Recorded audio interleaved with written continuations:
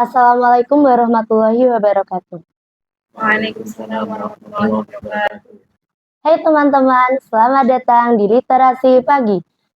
Perkenalkan, nama saya Najwa Julia Aryana dari kelas 11A Madrasah Aliyah Darun Najah. Nah, pada kesempatan kali ini kita telah bersama dengan kakak-kakak PPL dari STIT Sunan Giri Trenggalek. Sebelum kita melanjutkan podcast kita hari ini, silakan kakak-kakak perkenalkan diri terlebih dahulu. Perkenalkan, nama saya Tias Merani. Saya mahasiswa STIT Sunan Giri Trenggalek dan sekarang menjalankan PPL di MA Darun Najah Pelukan. Baik, perkenalkan nama saya Muhammad Hasbi Bangun. Saya mahasiswa STIT Sunan Giri Trenggalek yang pada saat ini saya melakukan PPL di MA Darun Najah Keluta. Hari ini kita bakal bahas topik yang mungkin nggak pernah kita sadari. Bagaimana bahasa bisa jadi senjata. Dari puisi-puisi perjuangan zaman dahulu sampai caption dan tagnya di media sosial sekarang. Kita sering dengar pepatah, pena lebih tajam daripada pedang. Tapi apa masih relevan di era digital seperti ini? Yuk kita bahas. Kalau ngomong soal bahasa perlawanan, banyak orang langsung ingat nama-nama besar seperti Khairuddin Anwar, Wiji Tukul, dan Rendra. Menurut kakak, kenapa puisi bisa punya daya perlawanan yang begitu besar? Ya, baik. Karena puisi itu singkat, padat, dan langsung ke inti. Yang dimana pada masa ketika melakukan atau bersuara tentang politik itu berbahaya, penyair metafora untuk menyuarakan kebenaran. Jadi bisa dibilang puisi itu semacam sandi perlawanan. Iya, kadang bahasa puitis itu jadi cara aman untuk menyamakan hal yang dilarang. Bahasanya estetis, tapi pesannya yang subversif. Menarik banget. Jadi puisi itu bukan cuma keindahan, tapi juga keberanian. Ya, benar. Puisi perlawanan itu tidak hanya mengunggulkan sebuah keindahan, akan tapi tujuan utama dibentuknya puisi perlawanan itu yaitu adalah untuk menyuarakan sebuah kebenaran, kritik maupun saran. Puisi itu lahir dari luka yang diubah menjadi sebuah sesuatu yang menyentuh nurani. Kalau kakak lihat sekarang, apa betul perlawanan seperti itu masih ada? Iya, masih ada, tapi sekarang berubah wujud. Kalau dulu itu penyair, bagaimana caranya untuk puisinya lulus sensor, akan tetapi sekarang tantangannya yaitu bagaimana pesan itu tetap bermakna di tengah kebisingan informasi saat ini. Wah, keren banget. Berarti kalau dulu medan perlawanan itu panggung sastra, mungkin sekarang udah pindah ke timeline dan kolom komentar ya? Iya, betul.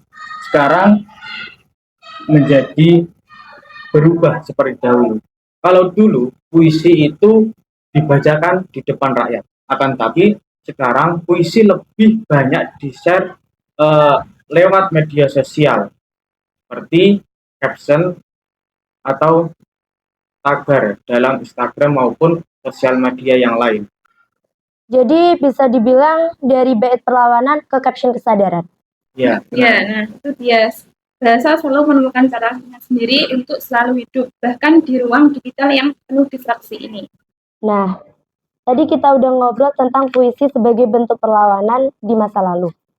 Dari Khairuddin Anwar sampai Wiji Tukul.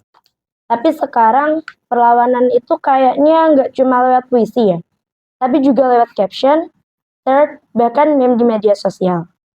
Kalau menurut kakak, gimana sih bahasa perlawanan itu berevolusi di era digital seperti ini?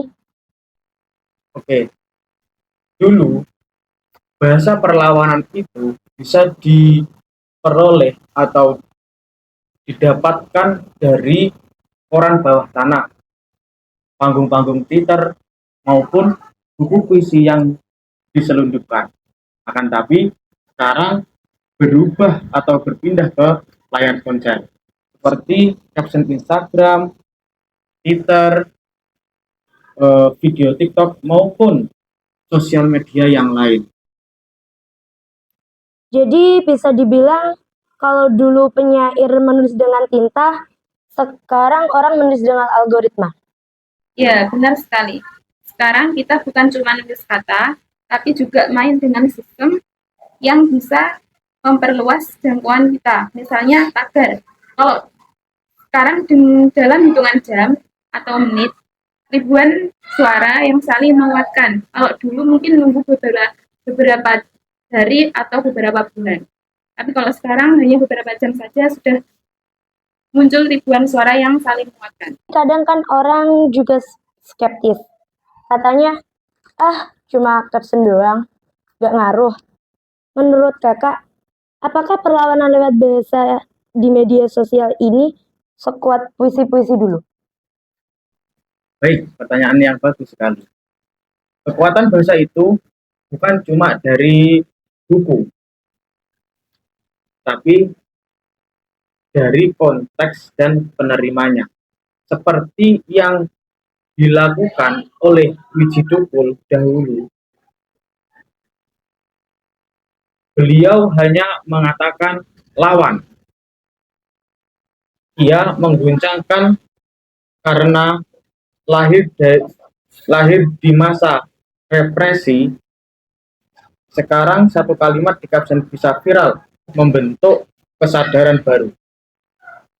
Misalnya, banyak orang menulis, diam bukanlah pilihan. Saat itu kekerasan terhadap perempuan merebak. Itu jadi bentuk solidaritas kolektif. Jadi perlawanan masih sama kuatnya, cuma medianya saja yang berubah.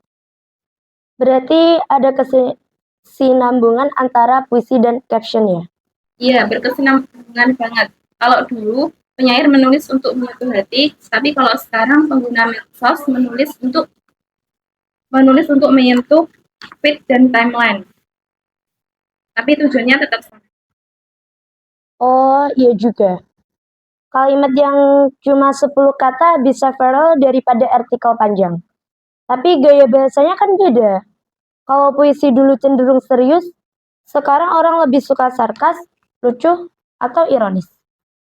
Ya, gaya bahasanya beradaptasi. Di era globalisasi, di era digital, bahasa perlawanan lebih cair karena bisa menggunakan meme atau plesetan untuk menyuarakan kritikan maupun saran tersebut. Jadi, bisa dibilang caption, meme, dan tagar itu kayak puisi rakyat versi zaman algoritma. Iya, betul banget. Kalau dulu puisi dibacakan di depan masa, tapi kalau sekarang puisi diklik, di-share, dan di-repost. Keren. Aku jadi ingat kutipan Wiji Tukul, kalau rakyat pergi, penguasa sepi. Sekarang mungkin versi medsosnya, kalau netizen diam, trending pun mati. Ya, bisa banget itu. Dan justru itu poin pentingnya. Kita semua sekarang punya teman. Kita semua sekarang punya suara, punya pena digital masing-masing.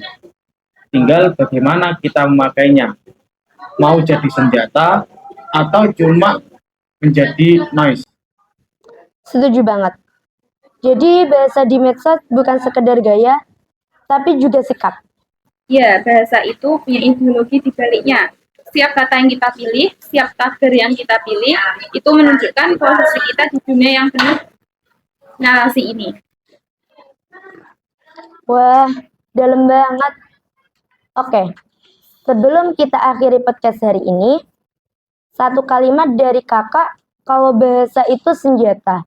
Apa yang harus kita lakukan dengan senjata itu? Ya, dengan senjata itu kita gunakan dengan sadar, karena setiap kita bisa melukai, tapi juga bisa menyembuhkan. Kita bebas berbicara, tapi kita bertanggung jawab atas gema dari kata-kata kita.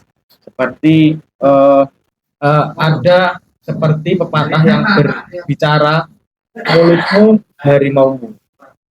Jadi dalam berbicara atau melakukan sebuah perlawanan dalam media sosial, kita harus lebih berhati-hati karena dalam era sekarang bisa cepat lebih viral.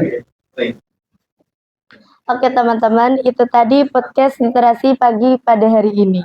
Mungkin ada tambahan dari kakak-kakak. Sudah. Baik, terima kasih sudah menonton. Sampai jumpa di podcast literasi pagi selanjutnya. Assalamualaikum warahmatullahi wabarakatuh.